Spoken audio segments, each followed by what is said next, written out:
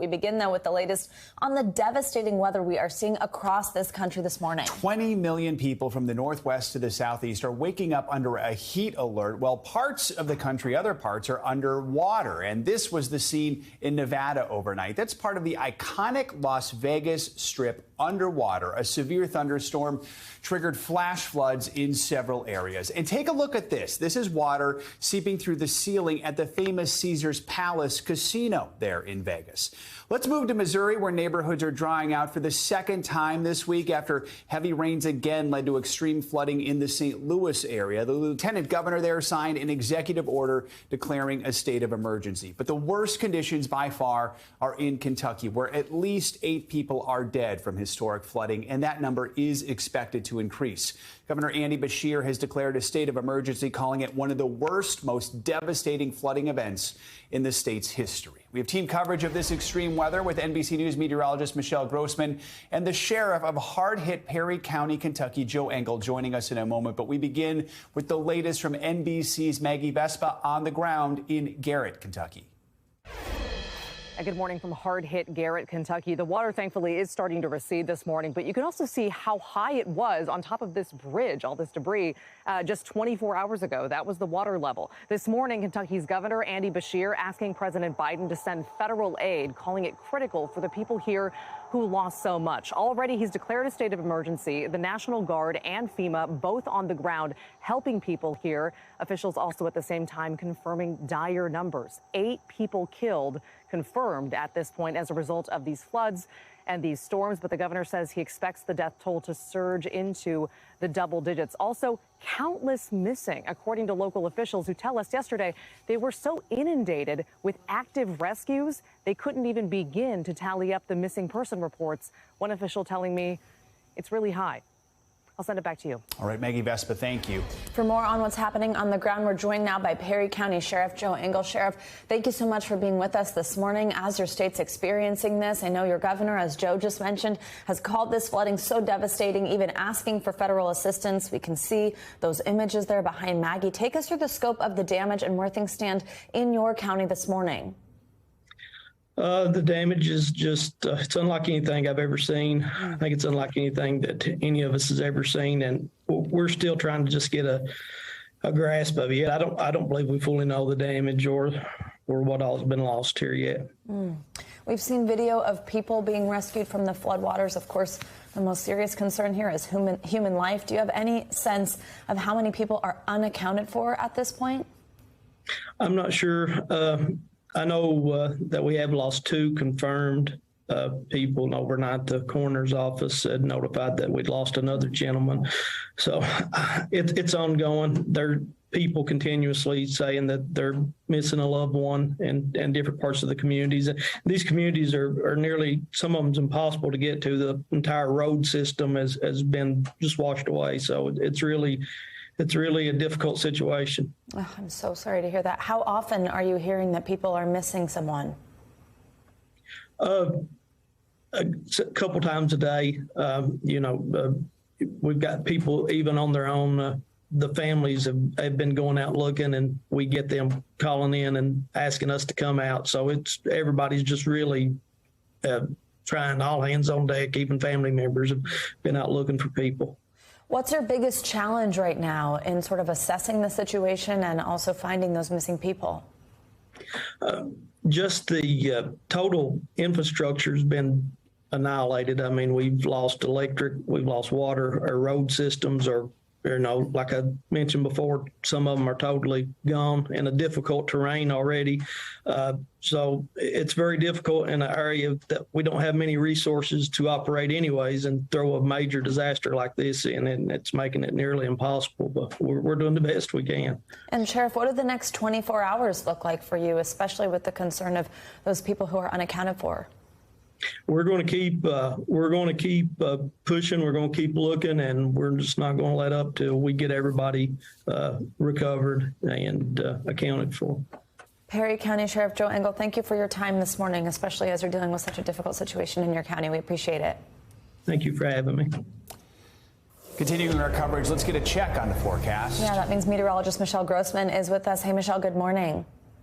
Hey, good morning, guys. And we're going to continue to see rain falling not only today, but over the next few days into the weekend. We had a little light rain moving through portions of Kentucky this morning. It was light, but still light is too much. And we're going to see heavier rain move throughout the weekend. This is what it looks like on radar right now over the last 3 hours. More downpours. Now, that frontal boundary is a little bit further to the south today. So it's a nearly stationary boundary, but it's going to the north. It's going to the south. Today, it's further to the south. So we're seeing some heavy downpours in parts of Arkansas into Tennessee. This is all moving to the east. And notice those bright colors, the yellows, the reds, the oranges. Those are the torrential downpours. So we're going to be watching for flooding as we go throughout the day. Once again, that's going to be a big concern. We do have a flood threat where you see the green. That is a flood watch. And we're looking at portions of Kentucky, once again, eastern Kentucky, portions of West Virginia, portions of western Virginia, and also Tennessee. So Charleston to Beckley, Hazard, once again, Hazard's where we saw 9 inches of rain in just 12 hours, Somerset, Knoxville, and also Kingsport.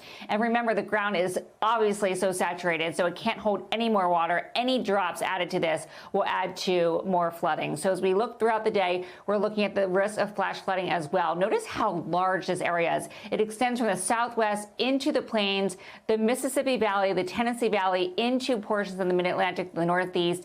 And where you see the pink, that's where we're expecting the likeliest amounts for flooding.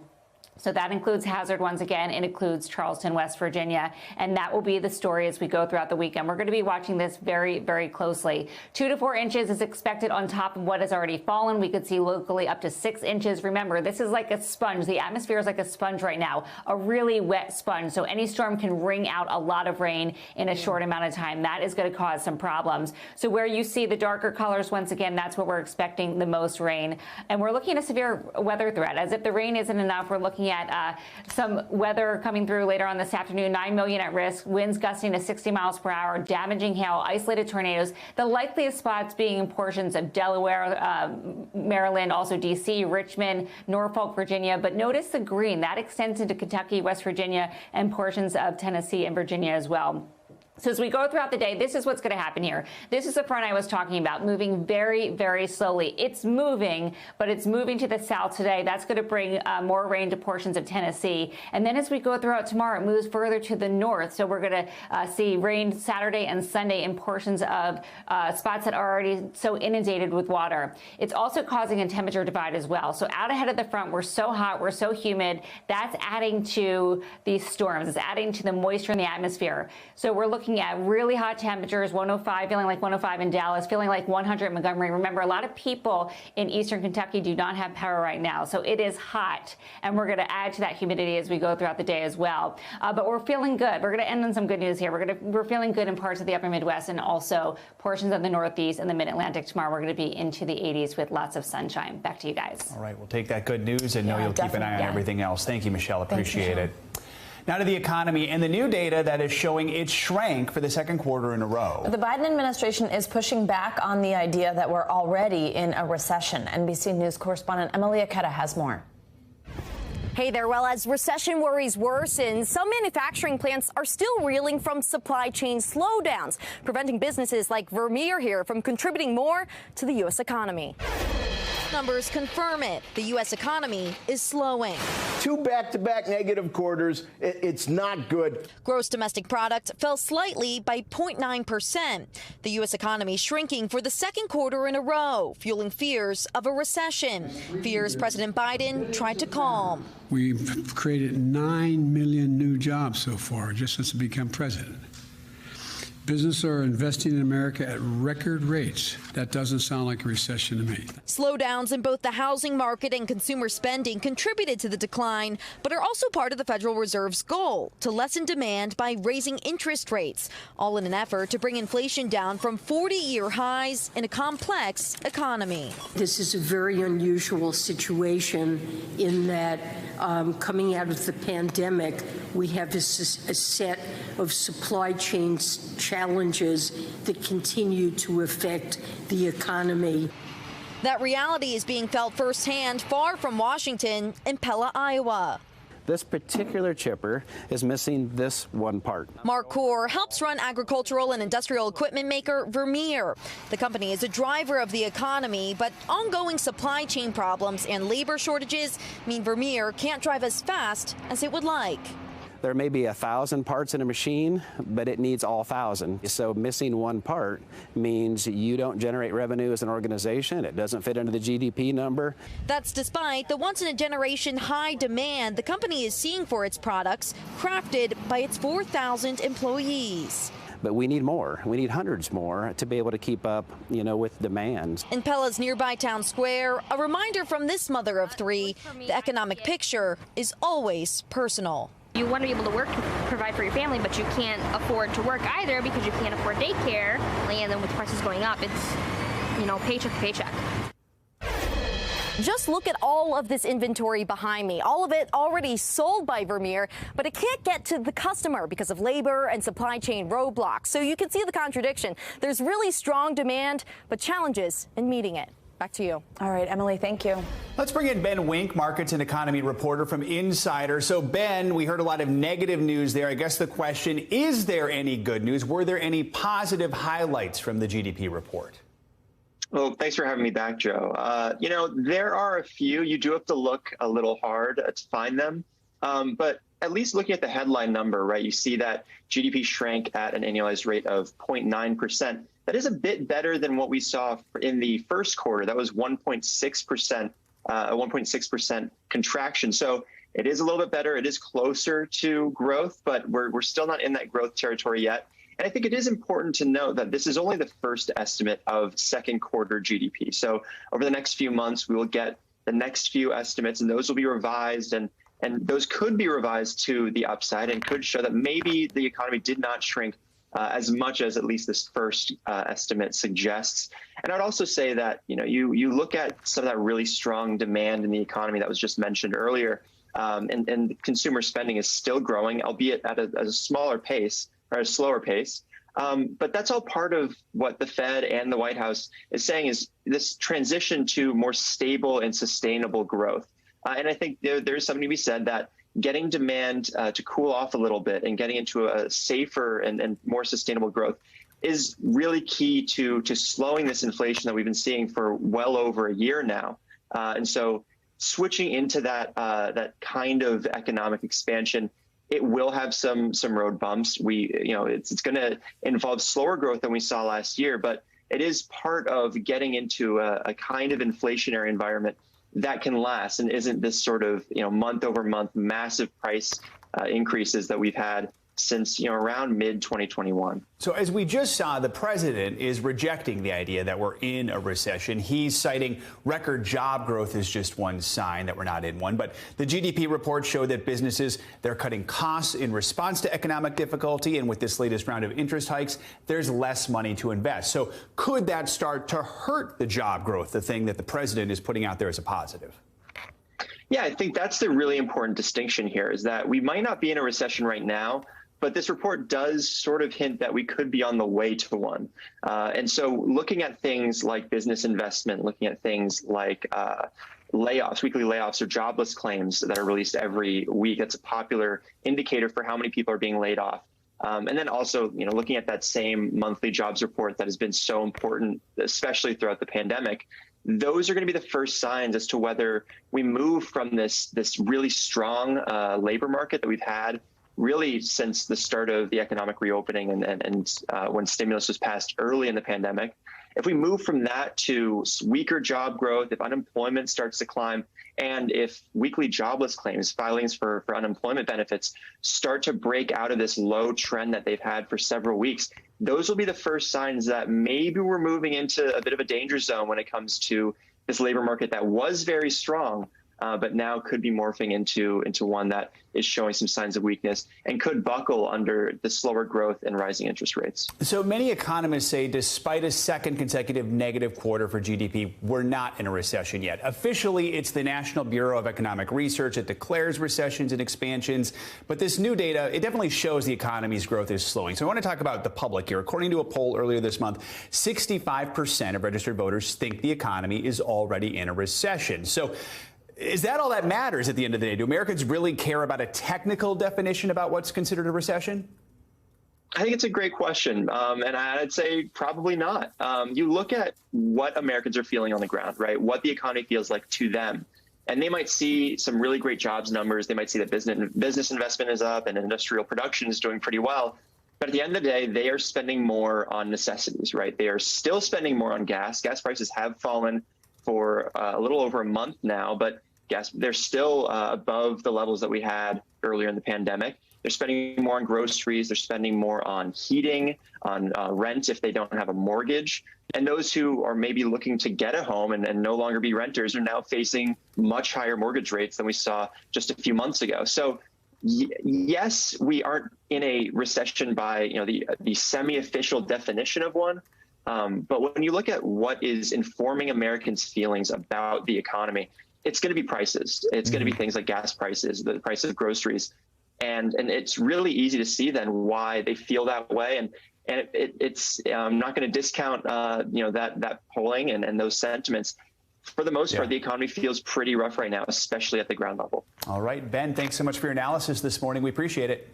And now to Capitol Hill, where another former member of the Trump White House testified before the House January 6th committee yesterday.